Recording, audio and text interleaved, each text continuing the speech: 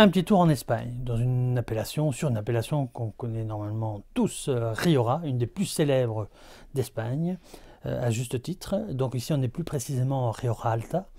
Donc c'est la cuvée d'Isanos du domaine Valenciso, une cuvée qui est issue à 100% de cépage Tempranillo, qui a été élevée 10 ans, d'où son nom.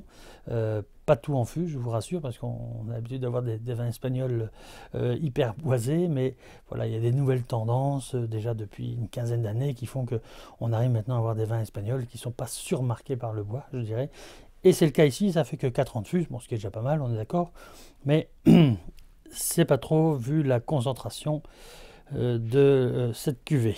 Donc au niveau de la robe, on a une robe soutenue, un peu évoluée, c'est normal, hein, 10 années d'élevage. Donc ici on a des reflets bruns qui se marquent un petit peu sur les bords du disque, hein, le long de la paroi du verre. On a une belle viscosité. Alors, le nez, bon, le nez est extraordinaire. On est vraiment en présence d'un grand vin espagnol de Tempranillo évolué, donc avec une toute belle complexité. Alors on a des notes un peu épicées, ce côté un peu noix de muscade, un tout petit peu clou de girofle. Clou de girofle, j'en perds ma voix. Ce côté un peu évolué, un peu réglisse, un peu de tabac. Donc vraiment magnifique. Très très beau premier nez. Alors on peut se poser la question, c'est un vin qu'on aurait pu carafer aussi. Je pense que ça aurait pu lui faire du bien, mais déjà comme ça, ce qu'il délivre, c'est assez fabuleux.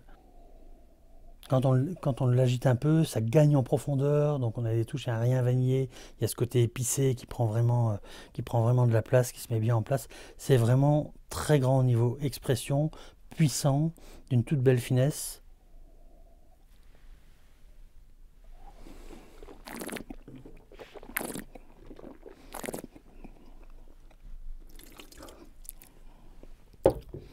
Au niveau de la bouche, c'est impressionnant.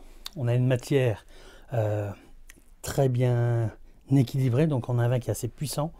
On a de l'acidité, hein, ça peut faire un peu peur parfois les vins espagnols, mais il y a de l'acidité. Il y a des tanins qui sont encore là, hein, qui font saliver un peu, qui sont bien placés, qui sont nobles. C'est vraiment très joli. Au niveau de la puissance, c'est un vin qui est puissant, qui est long au niveau de la rétro-olfaction. Donc c'est un vin qui va se marier à merveille avec des préparations de viande moyennement corsées à corsées, sur des viandes rouges ou des préparations, on peut imaginer des préparations un peu marocaines, hein, avec toutes les épices marocaines qu'on connaît. Ça peut vraiment accompagner des vins, pardon. J'en perds mon latin, hein. Des plats de caractère, donc assez puissants, structurés. Et je pense que pour tous les amateurs du genre, donc les vins corsés, vous servez ça à l'aveugle pour faire découvrir, tout le monde sera ravi. Donc vraiment une belle bouteille à découvrir. Donc très content d'avoir découvert ce domaine-là, Valenciso. En plus, lui, ce qui est à la tête du domaine est charmant comme tout, et passionné par ce qu'il fait, donc beaucoup de mérite de faire des vins comme ça.